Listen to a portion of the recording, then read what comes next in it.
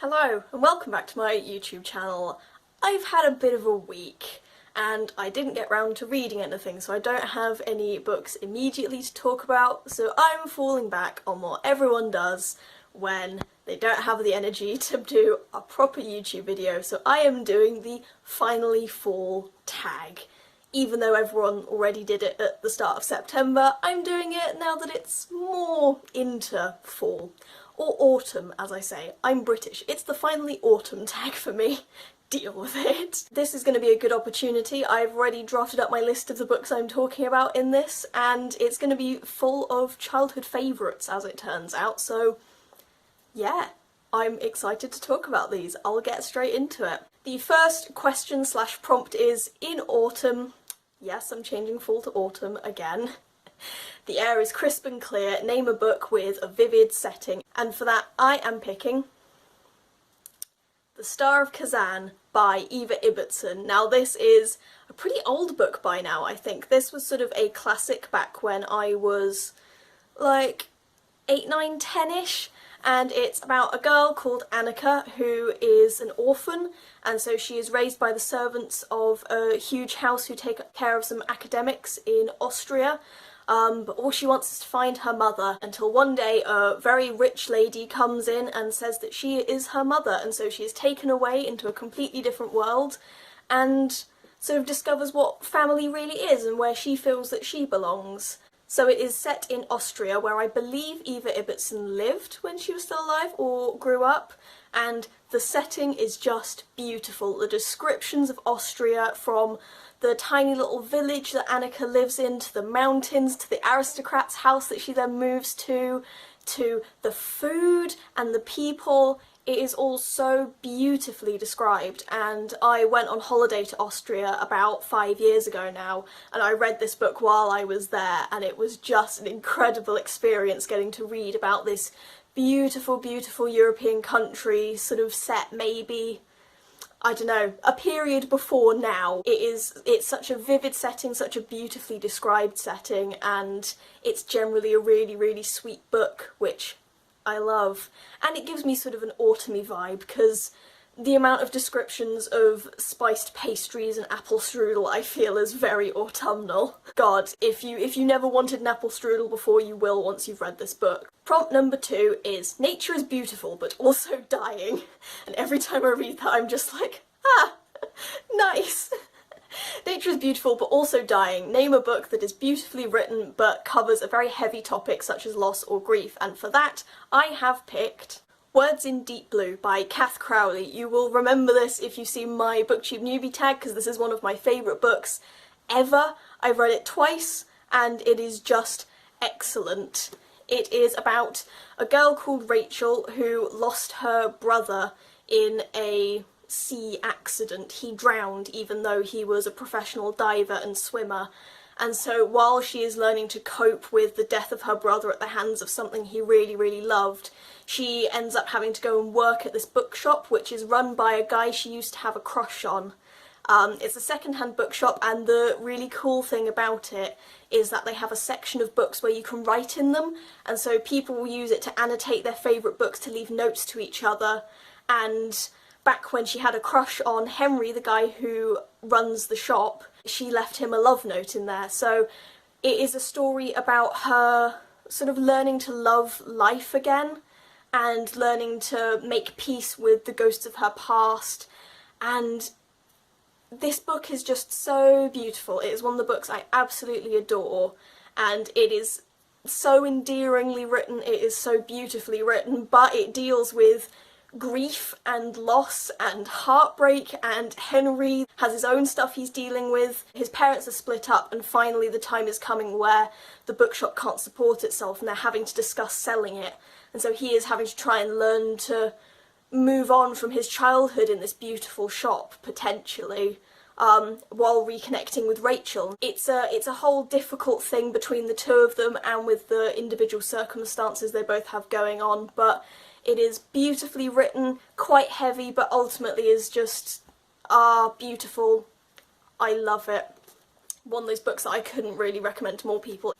Definitely read this one. Please, someone read this one. Prompt number 3 is fall, autumn, is back to school season, so share a non-fiction book that taught you something new. For that one, I'm going for something that I was first introduced to in one of my A-level classes, which is this very, very short collection of essays called Women and Power by Mary Beard.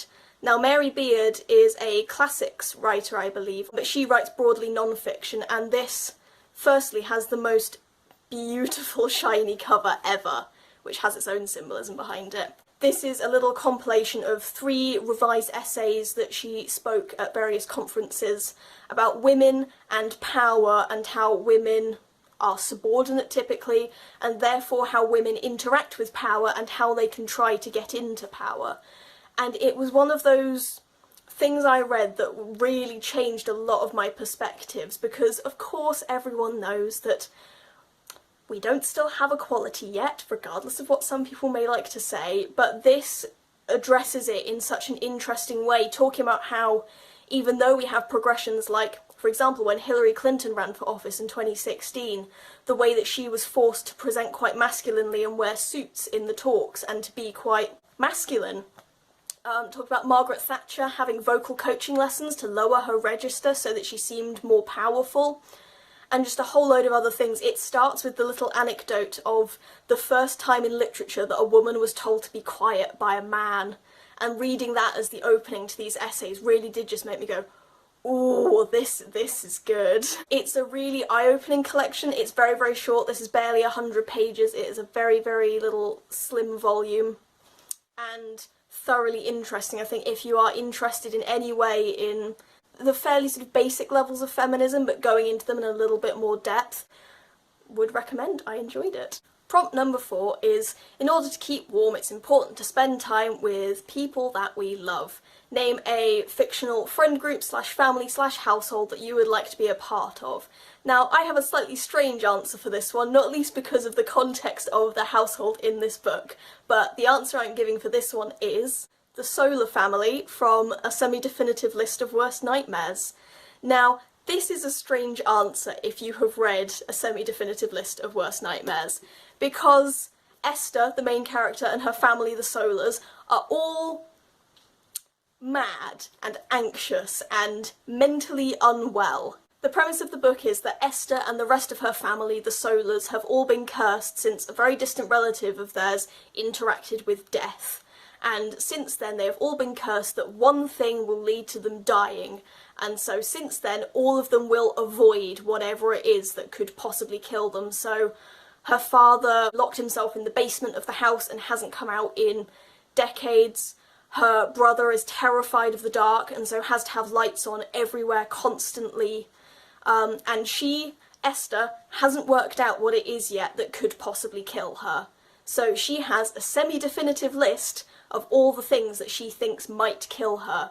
And so one summer, she meets a boy, as girls tend to do in young adult literature, called Jonah, and he decides that what they're going to do is work through her list of possible things that could kill her and see if they kill her, essentially. Esther has a whole load of things that she doesn't like or just is a little bit scared of. So I think the first one on the list, hence the cover, is lobsters. So she and Jonah go swimming in a lake full of lobsters. But it is a story about overcoming your fears, really, and also recognising at what point you need to accept help, really. And so this whole family is full of people who aren't really cursed. Esther throughout the book sort of starts to go, are we really cursed or are we all just really mentally ill? There is a suicide attempt in the book, there is self-harm in the book, there is death featured quite heavily, and so really it is about realising at what point you are the barrier between yourself and healing. But honestly, the family are all so wacky and quirky because of their strange beliefs in what will kill them, that I just think I would love to spend time with them. Esther is lovely, so is her brother, and her parents are both lovely as well, and I think, being a somewhat anxious mentally ill person myself, it would be really interesting to spend time with them. Yeah, as I say, not a conventional answer. This family isn't exactly healthy or an ideal family setup, but they are all such interesting characters, and Esther herself ends up healing from this fear of death. And so more than anything, I would like to spend time with them and find out about the lives they live while they're still terrified of being cursed. But this is generally one of my favourite books ever, so yet again, big recommend. Please read this one, someone. I need to talk about it. Prompt number 5 is, the colourful leaves are piling up on the ground. Show us a pile of fall-covered spines. So I have taken some books from my current to-be-read pile.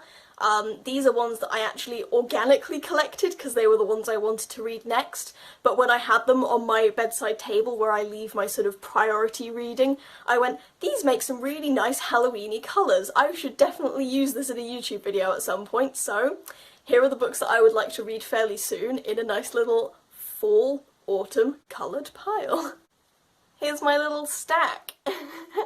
You probably can't read it that well, but I will just show you the nice little colourful spine with my lovely autumnal coloured bookmark that I was given by my friend. Thank you, Matt, for that one. And I will briefly run through the books that I would like to read. I've got If We Were Villains by ML Rio, mostly because I follow a lot of dark academia accounts on Instagram, and I could not avoid this book because it is all over dark academia Instagram. It sounded so interesting, and I read The Secret History because of dark academia and really enjoyed it, so I thought, definitely adding this one to my pile. The next one is With the Fire on High by Elizabeth Acevedo? No, not Acevedo. Acevedo? I'm going to go with Acevedo. This one sounded really interesting. This one deals with teen motherhood, which is something that I don't know much about. I'm not a teen mum, but that I also haven't seen covered very much in YA literature. It tends to be that a teenager gets pregnant, but less so dealing with the child once it's actually born. So I thought this would be a really interesting one to read. And the final one from my mini little Halloween-y stack is A Strange Kind of Brave by Sarah Moore Fitzgerald, who is the author who wrote The Apple Tart of Hope, which is my favourite book. Probably. I have so many favourite books. I always say Apple Tart of Hope on here just because branding. Why not have one book that's my favourite? But really I have probably 5 or 6 books that are my favourites. But basically I love all of Sarah Moore Fitzgerald's books. I've loved every single one of them, so I automatically buy them, and yeah, this is the most recent one, which I haven't got round to yet, but will do soon. So there's my nice little fall stack, Halloween-y stack, orange, black and purple. Prompt 6 is, fall is the perfect time for some storytelling by the fireside. Name a book in which someone is telling a story. And for that, I have one of the few pieces of adult fiction that I have ever read, which was given to me as a birthday present last year by my friends, so thanks Trinity for that one. I'm listing my friends in this. They don't watch my channel. I haven't told them about it. This is a retelling of the story of the Trojan War, of Achilles and Patroclus, but from the perspective of Briseis, who is the queen that is captured and given to Achilles as his sort of war bride. Now this book is so heavy. It is a story of war, obviously, and of gods and mortals and all the stuff that you will know if you know the myth, but from the perspective of a woman who has been captured and sold off as a slave and, trigger warning, is raped by Achilles day after day after day because that is her job as an effective trophy. So it is horrible because it is about the women's side of the war, which never gets discussed, and so it is about all the lowly servants, the people who are badly treated, the people who don't see any of the action but overhear what's happening from the men who've kidnapped them and taken them as wives. I found it absolutely harrowing to read. It is not a pleasant story, but it is beautifully written. It has this wonderful lyrical writing style, and the characters are so interesting. I thoroughly enjoyed the experience once it was done, and I can really appreciate it, but if you're looking for something light, this is not it. Prompt 7 is The Nights Are Getting Darker. Share a dark, creepy read.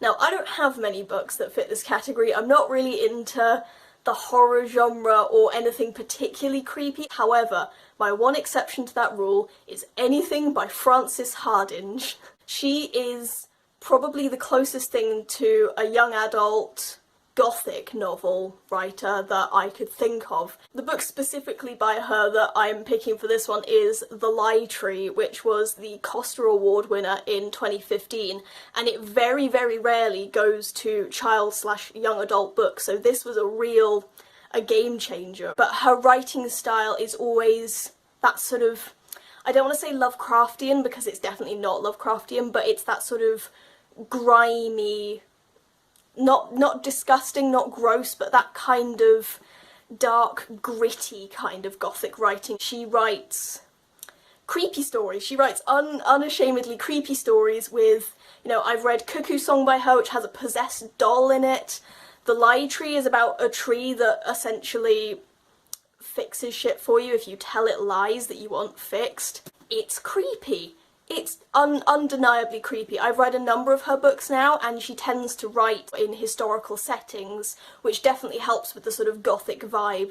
Her stuff is undoubtedly dark, undoubtedly creepy. It's the kind of thing where reading it for the first time as a 12/13-year-old, I was like, okay, this is not what I'm used to. I think she's a fantastic writer. Her style is just impeccable. I adore it, and she is another one of the authors that I tend to just automatically buy when I see she's got something new out, because all of her stories are so imaginative and creative and always have this slightly macabre vibe to them, but she's excellent. And The Lie Tree, I think, is probably the most Halloween-y, spooky feeling one as well, but no, anything by her really I think applies for this from my own shelves, so there you go. Prompt 8 is The Days Are Getting Colder. Name a story that could warm up someone's cold and rainy day. And for that I have gone for another one of my childhood favourites, another Carnegie shortlisted book that I read when I was like 11. Rooftoppers by Catherine Rundell, which is getting a prequel for World Book Day, and I am excited to read that. But this is just an adorable story. It's about an orphan girl called Sophie who is found one day by a man named Charles Maxim, who pulls her out of the ocean because she was abandoned from a shipwreck, essentially, and so she is raised by this adorable, bookish old man as a very wild, free child, until the day comes when Child Services turns up and says, Charles, you cannot legally take care of this child, we have to take her away from you. So Charles and Sophie end up on an adventure going to France to try and find Sophie's mother, because she is convinced that her mother is still alive and is living in France. So they have this wonderful, whimsical adventure in France looking for Sophie's mother, and while there, Sophie discovers a population of young people living on the rooftops of Paris. Hence the name of the book. And it is one of those books that just fills you with so much childish glee, so much joy. It is just such a happy story about a child trying to find the thing that she wants, about a child being happy and adventurous and thoroughly disobeying all rules, but it has such a lovely, whimsical, nostalgic feeling that every time I read it I just go, it's lovely. Definitely read Rooftoppers if you want something cute and light. Prompt 9 is Fall, Autumn, returns every year. Name an old favourite you'd like to return to soon. I told you this was full of my childhood favourites. For this one I have picked The Girl Who Walked on Air by Emma Carroll, and this one, very excitingly, is signed by the author. I met her. This I genuinely really cannot remember a huge amount about, only that I remember it was one of my absolute favourite books when I was sort of 12 or 13. But it has genuinely been about 4 or 5 years since I last read it. I know it is about a girl who lives in a circus as a tightrope walker, and I'm pretty sure, again, it is something to do with going off and finding a lost mother, but I just remember it being, again, whimsical, fun, adventurous, really sweet, and because I haven't read it in such a long time, I would really love to get back to it and remember what it was about, so yeah. Prompt 10 is Fall, Autumn is the perfect time for cosy reading nights, so share your perfect cosy reading accessories. Mine are over on my bed currently. I will grab them. Okay, the blanket I like to snuggle under is currently under all the crap on my bed, so I can't be bothered to grab that. But I can show you my wonderful pillow, which I have. It says, "I want to be where the people aren't," which is such a big mood for while I'm reading. This is Hazel Hayes merch, if you don't know who she is. But Hazel Hayes, another YouTuber I like. You can check her out if you want. I'll put her in the description, maybe. Definitely recommend her videos. And then finally, prompt 11 is spread the autumnal appreciation by tagging some fellow booktubers. I had a little think about this because I am still making my way into the niche of smaller booktubers. But I have decided that I will nominate Em and Claire from Bookish Potatoes, because they were one of the first YouTube channels who subscribed to me, and I don't think they've done the tag yet, at least not when I checked yesterday. And Sam from Griff Reads, because I've been really enjoying the videos that she's been doing recently, and so I would like to see her do this one as well. I'll leave their channels in the description so you can check them out as well. That is the finally fall, finally autumn reading tag done. Yeah. This was a lot of talking. Thank you for watching. I hope you got some good book recommendations out of that, because those are definitely some of my favourite books in that little pile of things I have mentioned, so I hope you enjoyed those, and if you found anything you want to read, let me know what you think about them, because as always, I want to discuss them. Like the video if you enjoyed it, please subscribe if you want to watch more of my videos. Yeah, that's me done. Thank you for watching. I will see you next week. Imagine being coherent. I could never.